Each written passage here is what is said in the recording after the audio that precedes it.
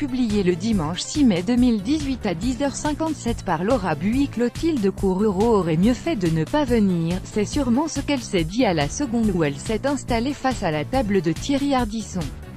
Invitée ce samedi 5 mai dans l'émission Salut les Terriens pour faire la promotion de son nouveau film La Fête des Mères qui sortira à la fin du mois, l'actrice de 49 ans n'a vraiment pas apprécié ce moment.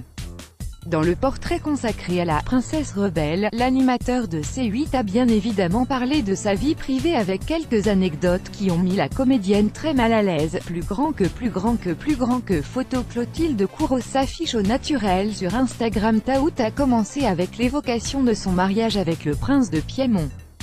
En épousant Emmanuel Philibert de Savoie en 2003, Clotilde Courreau est devenue princesse de Venise. Un titre célébré par Thierry Ardisson en chanson avec le titre Elle voulait qu'on l'appelle Venise de Julien Clerc. Une mélodie entraînante qui lui a pourtant mis les nerfs en boule. L'actrice s'est alors adressée à sa partenaire de jeu Audrey Fleurot, assise à côté d'elle. C'est pour ça que je ne voulais pas venir, lui a-t-elle confié. Donc, qu'est-ce que je fais? Je sors, prête à quitter le plateau. Elle a finalement décidé de rester pour régler ses comptes avec l'homme en noir. Plus grand que vidéo. Clotilde Courreau, son partenaire de tournage, dit qu'elle est séparée. C'est pas possible, a-t-elle lancé avant de lui faire comprendre qu'elle ne voulait pas répondre à ses questions sur sa vie sentimentale, ni se souvenir d'une vieille interview dans laquelle elle parlait des chaussettes d'un ancien petit ami.